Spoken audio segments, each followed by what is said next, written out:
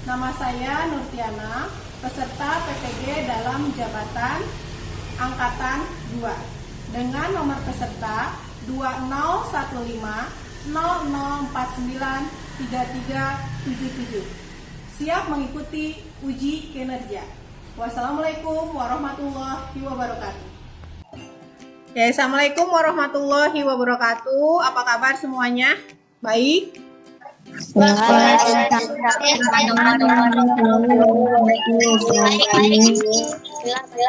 Oke, selamat pagi. Walaupun kita sedikit mendung di Bogor, mudah-mudahan kalian tetap bersemangat untuk belajar dari rumah. Anak-anak, apakah tadi pagi sudah melakukan pembiasaan keagamaan? Sholat duhanya sudah? Sudah. Tadarussnya sudah? Sudah. Iya, Min. Nah, sebelum kita memulai pembelajaran, apakah kalian sudah mengisi daftar kehadiran di Google Classroom? Sudah, Min. Alhamdulillah. Nah, bagi yang belum mengisi daftar hadir, silahkan kalian setelah pertemuan ini mengisi daftar hadir terlebih dahulu. Nah, anak-anak, marilah kita berdoa. Silahkan Fatur dipimpin doanya. Sebelum kita belajar, mari kita berdoa. Berdoa dimulai.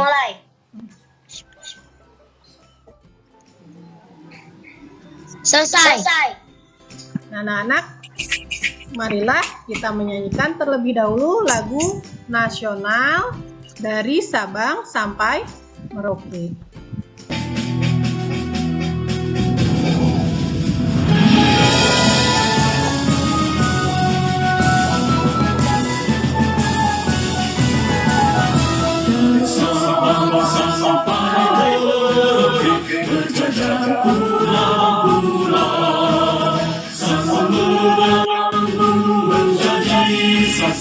Itulah Indonesia, Indonesia tanah airku. Aku berjanji padamu menjunjung tanah airku Indonesia. Tadi adalah lagu nasional dari Sabang sampai Merauke. Anak-anak, hari ini kita akan mempelajari tema 5 wirausaha, subtema 3 ayo belajar berwirausaha pada pembelajaran kedua. Setelah belajar, kalian diharapkan yang pertama mampu mempraktekkan cara membuat magnet dengan benar. Berikutnya, kalian mampu membandingkan sifat magnet atau sifat kemagnetan yang terbentuk dari cara pembuatan magnet buatan yang dengan tepat. Berikutnya, kalian mampu menyeleksi informasi yang dibutuhkan dalam mengisi formulir pengiriman barang berdasarkan petunjuk dengan benar. Selanjutnya, yang keempat, kalian mampu mempraktekkan mengisi formulir pengiriman barang berdasarkan petunjuk secara benar. Nah, anak-anak, sekarang kalian amati gambar berikut. Nah, ini adalah gambar pertama. Berikutnya, ini gambar kedua, dan ini adalah yang ketiga. Siapa yang pernah memiliki mainan tersebut? Iya. Sekarang Misul satu-satu tanya ya. Faris punyanya yang mana? Yang papan tulis, Miss. Yang papan tulis. Cara mainnya bagaimana? Menggunakan pensil ditulis, Miss. Oke, Dan bisa dihapus. Bisa dihapus, tinggal menggunakan alat tulis yang khusus ya pada papan tersebut. Berikutnya Amira punya yang mana? Amira punya yang papan tulis sama yang ikan. Amira punya papan tulis dengan yang ikan. Cara bermainnya gimana yang ikan? Kalau yang ikan di bagian ada magnet. Dan di sampingnya ada magnet. Kita bisa memancingkan magnet. Iya, ya kalau yang kedua, yang papan tulis.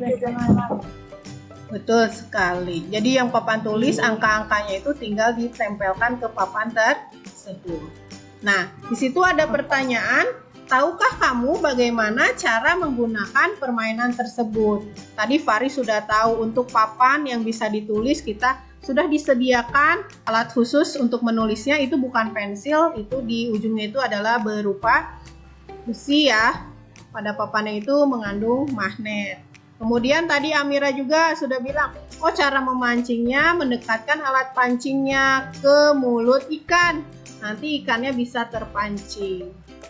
Kenapa ikannya bisa terpancing? Karena Ada Magnetnya. Berikutnya, betul sekali. Berikutnya ada angka-angka dan huruf-huruf yang bisa ditempel pada papan. Tentu papan dan angka tersebut pasti memiliki yang namanya magnet sehingga dapat menempel.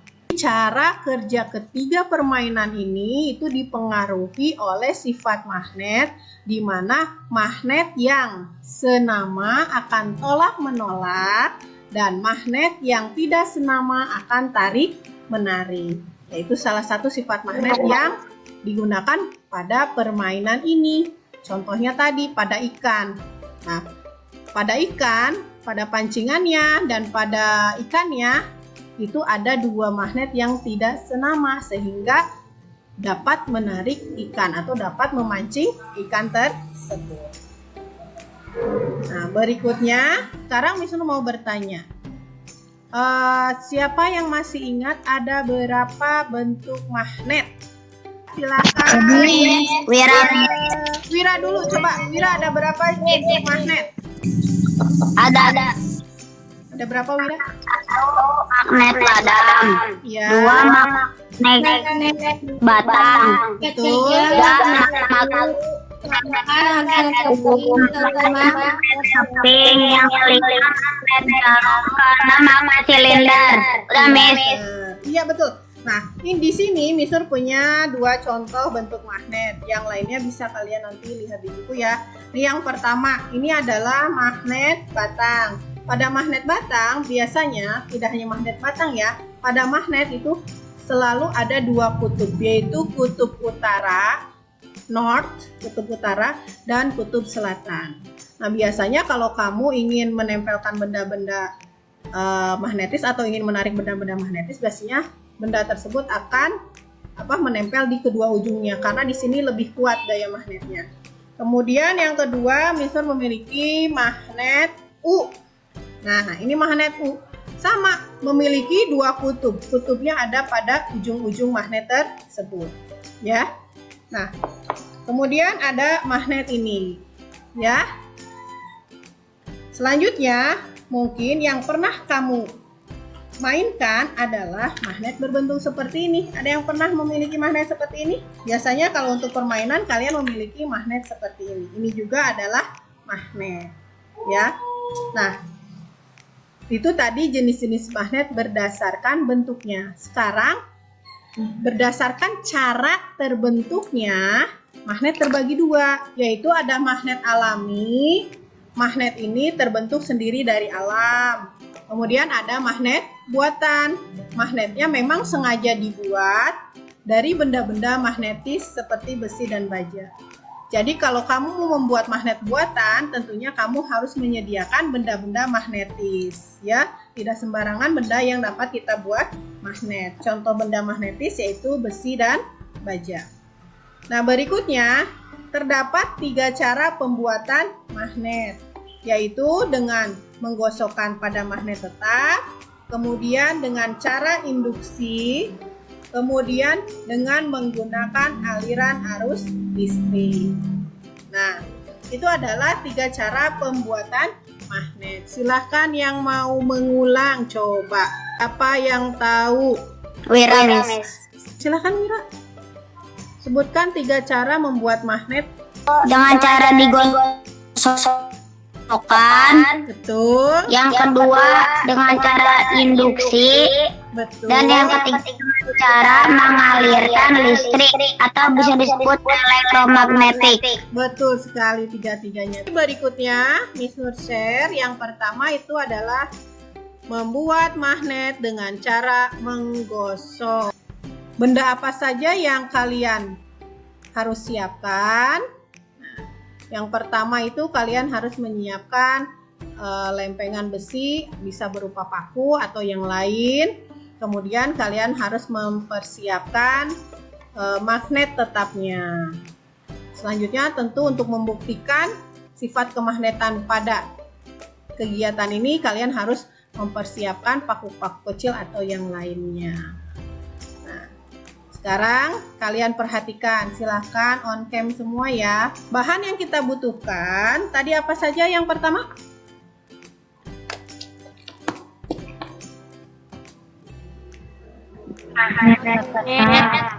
Magnet. Berikutnya Paku ukuran besar dan paku ukuran kecil. Oke, untuk membuat magnet dengan cara gosokan, pertama kalian siapkan magnet yang kalian punya ya. Kalian memiliki magnetnya yang mana? Tolong disiapkan yang magnet-magnet tersebut. Selanjutnya, kalian siapkan benda-benda magnetisnya yang akan dibuat magnet. Mau paku, mau besi berbentuk yang lain juga boleh ya.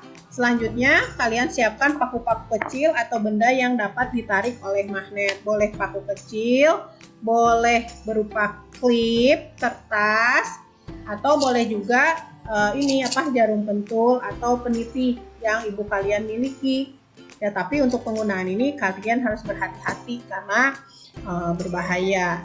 Nah, bagaimana cara melakukan percobaan tersebut? Cara menggosok berarti diapakan ya magnetnya? Nah, yang pertama kalian siapkan benda magnetisnya itu boleh berupa paku besar atau besi. Nah, itu ada yang A, B, dan P dan Q. Kemudian ada U dan S, S dan U. Itu sama saja terserah kalian. Nah, bagaimana cara menggosoknya? Menggosok magnet dengan besi atau benda lain atau benda magnetis lain harus searah. Pada kegiatan ini kalian akan melakukan percobaan pertama, yaitu membuat magnet dengan cara menggosok atau dengan cara gosokan. Yang tadi benar ya, digosokkan dulu ya. Percobaan pertama, membuat magnet dengan cara digosokkan. Alat dan bahannya magnet, paku ukuran besar, paku ukuran kecil. Kemudian kalian nanti baca langkah-langkah percobaan sebelum kalian melakukan kegiatan tersebut. Jadi nanti magnetnya bisa kalian gosokkan pada benda magnetis berupa paku atau besi.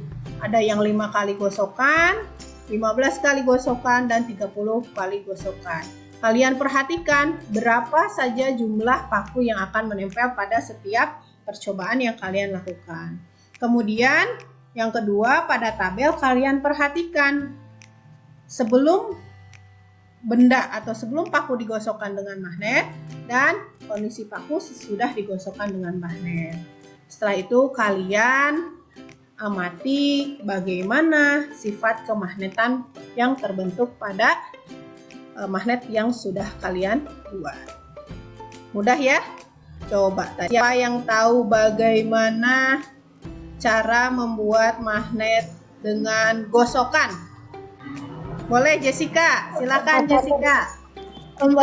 Dengan menggosokkan magnet tetap pada besi atau baja secara searah. Betul sekali. Aira, bendanya apa saja yang dibutuhkan?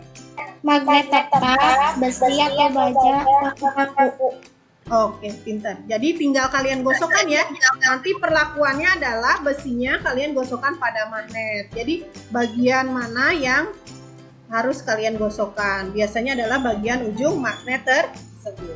Nah, sekarang kita perhatikan untuk membuat magnet dengan cara induksi. Alat dan bahan yang kalian butuhkan adalah magnet tetap. Kemudian kalian membutuhkan batang besi atau paku besar sebagai benda yang akan kita pengaruhi magnet. Kemudian paku-paku kecil untuk membuktikan apakah benda tadi sudah mengandung magnet. Nah, untuk membuat magnet dengan cara induksi, kalian tinggal mendekatkan magnet tetap pada batang besi atau paku tersebut. Nah, pada percobaan yang kedua ini, kalian memerlukan masih sama seperti tadi, magnet, paku besar, paku kecil, atau benda yang dapat ditarik magnet lainnya, dan penggaris ya.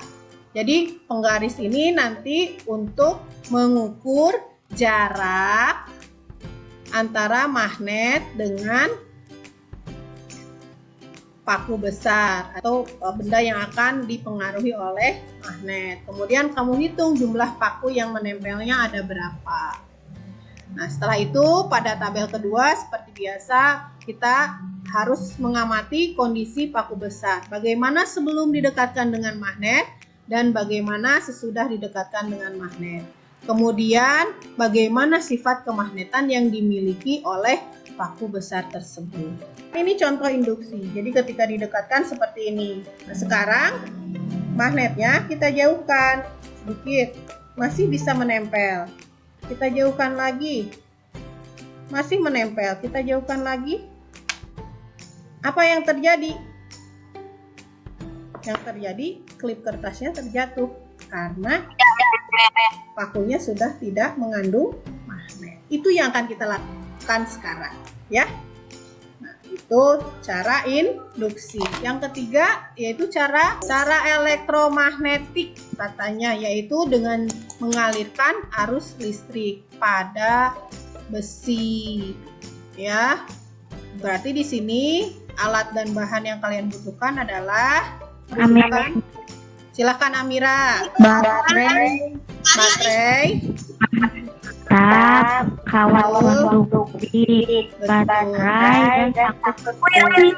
Iya, betul. Coba Faris, dari pernyataan Amira tadi yang disebutkan, ada magnet tidak yang kita butuhkan? Tidak ada, Miss. Tidak ada. Terus yang dibutuhkan adalah baterai. Untuk apa baterainya? Untuk mengalirkan arus listrik, Miss. Karena nomor 3, cara membuat magnet dengan mengalirkan arus listrik, tentu kita membutuhkan yang namanya sumber listrik. Sumber listrik yang dipakai kali ini adalah kita menggunakan baterai. Nah, itu adalah percobaan yang harus kalian lakukan. Cara-caranya nanti akan kita lihat di video pembelajaran. Nah, berikutnya ini yang akan kita lakukan pada percobaan ketiga. Tuh, tadi alat dan bahannya sudah disebutkan oleh Amira, baterai, kawat, paku besar, paku kecil. Kemudian kalian akan menghubungkan baterai, paku besar, dan kawat, yaitu adalah dikombinasikan. Selanjutnya kalian harus membuat beberapa kondisi, yaitu berdasarkan jumlah lilitan. Bagaimana jika hanya 5 lilitan, 10 lilitan, 20 lilitan, 25 lilitan? Jumlah paku kecil yang akan menempel pada setiap percobaan itu bagaimana? Apakah akan semakin banyak atau apakah akan semakin kecil? Nah, kemudian pada tabel kedua, bagaimana kondisi paku yang dililit kawat sebelum dihubungkan dengan sumber arus. Sumber arus di sini maksudnya baterai. Apa yang terjadi jika tidak dihubungkan pada baterai? Dan apa yang terjadi setelah dihubungkan dengan baterai? Ya, mudah ya nanti melakukan percobaannya.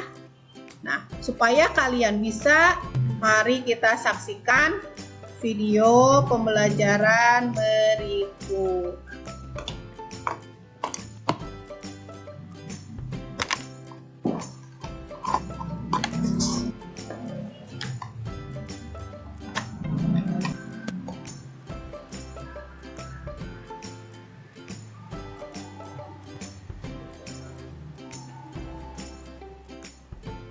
Nah, pada video kali ini kita akan belajar 3 cara membuat magnet.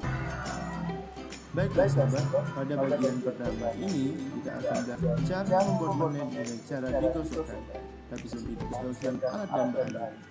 Nah, alat dan bahannya kita. Anak-anak, karena Miss pernah mengirimkan video pembelajaran ini pada WhatsApp group, silahkan kalian ulangi lagi dan perhatikan bagaimana langkah-langkah percobaan yang akan kita lakukan atau yang akan kalian lakukan di rumah. Mintalah kalian bimbingan orang tua kalian ya. Jangan lupa jika kalian kesulitan, minta dibimbing oleh orang tua untuk melakukan percobaan tersebut. Ya. Nah, Berikutnya, mengenai percobaan, ada pertanyaan? Tidak. Berikutnya, jika kalian sudah mengerti, silahkan kalian pilih pada Google Classroom kalian LKPD. Ya, ini lembar kerja yang harus kalian isikan berupa laporan hasil praktikum cara membuat magnet. Mengerti? Nah, tadi setelah kalian melakukan percobaan, kalian harus dapat membandingkan sifat kemagnetan yang terbentuk setelah kalian melakukan percobaan cara membuat magnet. Tadi kan kalian sudah melakukan 3 kali percobaan dengan cara menggosok, induksi, dan elektromagnet. Kalian bandingkan sifat kemagnetannya seperti apa. Nah, sekarang pertanyaannya, siapa yang tahu apa arti dari sifat kemagnetan? Faris. Oke, Faris, silakan sifat kemagnetan. Kemampuan benda dalam menarik benda-benda lain di sekitarnya. Betul, kemampuan benda dalam menarik benda-benda lain. Benda apa yang bisa ditarik oleh magnet? Seva, coba. Besi-besi, paku, penjepit kertas, Betul. dan lainnya, Miss. Oke, betul sekali. Benda yang dapat ditarik oleh magnet disebut juga dengan benda magnetis. Biasanya terbuat dari besi, ya. Setelah ini, kalian bandingkanlah sifat kemagnetan dari percobaan cara membuat magnet. Ada 2 sifat kemagnetan. Yang pertama permanen atau sifat kemagnetannya tetap atau kekal. Jadi walaupun sudah tidak dilakukan proses cara membuat magnet, tapi magnetnya tetap ada pada benda tersebut. Yang kedua, sifat kemagnetannya sementara, di mana sifat kemagnetannya terbatas, hanya terjadi selama proses pembuatannya saja. Jadi setelah proses pembuatannya tidak dilakukan, maka sifat kemagnetannya akan hilang pada benda tersebut. Nah, anak-anak, setelah kamu melakukan percobaan, kira-kira dapatkah kamu membuat mainan dari magnet sendiri? Kalau memang tidak bisa, kalian dapat membeli benda tersebut. Ya, oke. Membeli itu bisa dengan 2 cara, ada secara langsung, ada yang tidak langsung. Kalau secara langsung, kalian datang ke toko yang menjual barang tersebut. Kalau secara tidak langsung, kita harus bagaimana dulu? Membelinya Secara tidak langsung, kita harus memesannya terlebih dahulu. Baik itu melalui toko online ataupun yang lainnya. Jadi kita harus memesan dulu, buat pemesanan, lakukan pembayaran, baru barang akan dikirim. Nah, untuk mengirimkan barang, kita memerlukan yang namanya adalah, nah ini contoh formulir pengiriman barang dari PT Pos Indonesia. Kalian perhatikan di situ di sebelah atas ada logo dari Pos Indonesia. Nah, ada 2 kolom di situ, kolom pengirim dan kolom penerima. Siapa yang bisa menyebutkan informasi apa ya saja yang terdapat pada formulir tersebut? Wira, Miss. Wira, coba 1. Di data pengirim ada apa saja? Di data pengirim ada nama pengirim, alamat pengirim, dan nomor telepon. Betul. Pada data pengirim ada nama harus jelas. Kemudian ada alamat, kode pos, nomor telepon, nama barang yang akan dikirim. Kemudian nanti barang tersebut akan dilihat beratnya, nanti tinggal berikan dulu saja, nanti mereka yang mengisi. Berikutnya ada tanda tangan dan tanggal. Oke, siapa yang bisa menyebutkan data apa saja yang ada di bagian pengirim? Ada apa saja, Alia? Data pengirim, data penerima, data barang. Nama pengirim, alamat pengirim, nomor telepon, nama penerima, alamat penerima, nomor telepon, barang yang dikirim, barang, jenis pengiriman. Iya, betul. Nomor Jadi semuanya formulir dan lengkap ya. data. Siapa yang pernah mengirimkan barang ke teman atau keluarganya? Ada? Belum pernah. Alia Putri mengirimkan apa? Mengirimkan barang ke Surabaya. Ke Surabaya. Apakah kamu juga mengisi formulir pengiriman barang? Ya, Miss. Iya. Ada yang diisikan oleh petugas, ada juga kita yang menulis sendiri. Nah, hari ini kalian akan mempraktekkan cara menulis atau mengisi formulir pengiriman barang.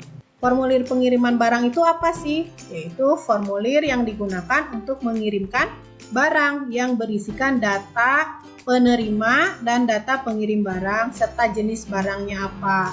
Apa alasannya kita harus menggunakan informasi yang benar? Agar tidak salah kirim. Oke, agar barang sampai kepada penerima, tidak ada masalah dan tidak ada salah kirim. Anak-anak, berikutnya bacalah teks berikut. Pada teks berikut ini kita akan mencari informasi yang dibutuhkan untuk mengisi formulir pengiriman barang. Paragraf 1 Alia Putri, paragraf 2 Fatur. Silahkan dibaca. Pak Nurdin adalah seorang pemilik toko sepatu Nanano yang berlokasi di Jalan Majen Ishak Juwarsa nomor 135 RT 1 RT 3 Kelurahan Hoji, Kecamatan Kota Bogor Barat, Kota Bogor, Jawa Barat 16118. Setiap hari dengan bantuan karyawannya, dia selalu mengirimkan pesanan barang untuk para pelanggan. Pak Nurdin memiliki 2 orang karyawan, yaitu Rina dan Beni. Beni bertugas mengemas dengan rapi seluruh pesanan pelanggan, sedangkan Rina bertugas mengisi formulir pengiriman barang. Pada hari Senin, Sofia memesan 2 buah sepatu pada toko sepatu Nanino. Berat barang tersebut 1,1 kg. Sofia ingin sepatu pesanannya dikirimkan ke rumahnya yang beralamat di Jalan Jati No 25 RT 4 RW 4 Kelurahan Padasuka, Kecamatan Ciamas, Kabupaten Bogor, Jawa Barat 16610. Not telepon Sofia 0811111775. Betul. Nah, dari teks tersebut yang sudah kalian baca, kalian bisa menyeleksi informasi yang dapat kalian cantumkan pada formulir pengiriman barang. Nah, sekarang kita seleksi dulu yuk informasi apa saja yang bisa kita tuliskan pada formulir. Nah, ini. Jadi ada data pengirim, data penerima, dan data barang. Nah, data pengirim. Nama pengirimnya siapa tadi? Pak Nurdin. Iya, Pak Nurdin. Pak Nurdin dari toko Nanino. Alamat pengirimnya yang mana? Jalan 818. Betul sekali. Itu adalah alamat pengirim. Adakah nomor telepon pada teks tersebut? Tidak ada. Sekarang siapa yang menerima barang? Kita tulis Sofia. Alamat Sofia. Jalan Jati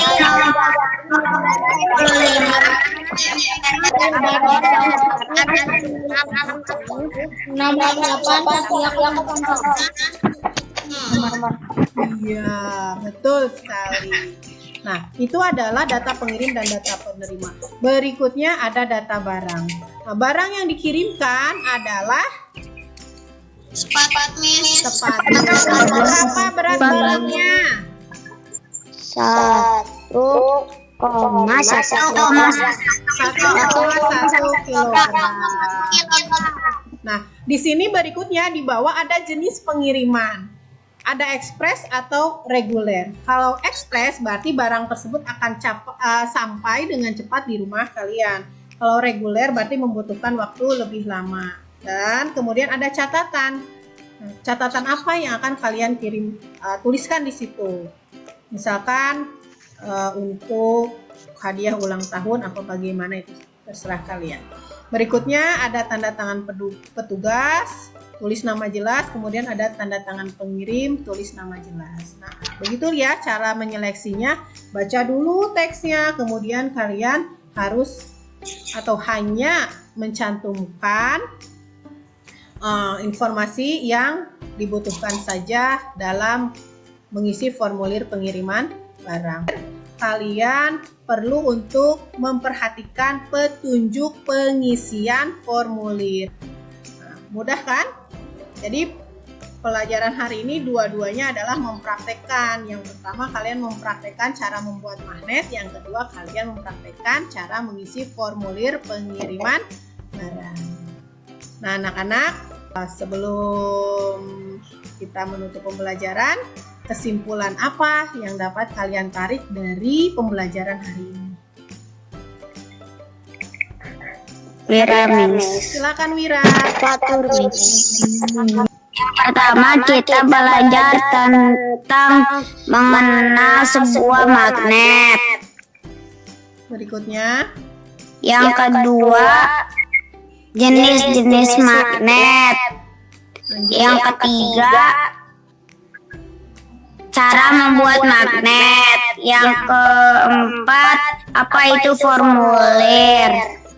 Yang kelima, cara mengisi sebuah formulir pengiriman barang, Miss. Udah. betul. Sekarang Fatur, coba apa kesimpulan dari Fatur? Dan belajar apa sih cara membuat magnet, mempraktekkan magnet, dan cara mengisi formulir. Oke, pembelajaran kita hari ini adalah bagaimana kalian membuat magnet. Ya, ada 3 cara membuat magnet: dengan cara gosokan, dengan cara induksi, dan dengan cara dialiri arus listrik. Kemudian kita mempelajari sifat kemagnetan yang terdapat pada hasil percobaan yang akan kalian lakukan nanti. Nah, yang kedua, kalian mempelajari bagaimana cara mengisi formulir pengiriman barang. Betul sekali anak-anak. Nah, anak-anak, jangan lupa setelah ini kalian silahkan unggah lembar kerja supaya kalian dapat mengisi laporan percobaan kalian. Kemudian setelah itu kalian dapat mengerjakan tugas evaluasi juga yang sudah ada pada Google Classroom yang sudah dikirim di sana. Nah, anak-anak, sebelum kita menutup pembelajaran hari ini, Miss Nur ingatkan kalian untuk tetap semangat belajar. Kita bertemu lagi minggu depan pada tema 5, subtema 3, pembelajaran keempat. Kita akan belajar mengenai sifat-sifat seorang wirausahawan. Sebelum kita berpisah, marilah kita berdoa terlebih dahulu. Silahkan berdoa dipimpin oleh Faris. Menutup dari ini, mari kita berdoa. Berdoa mulai.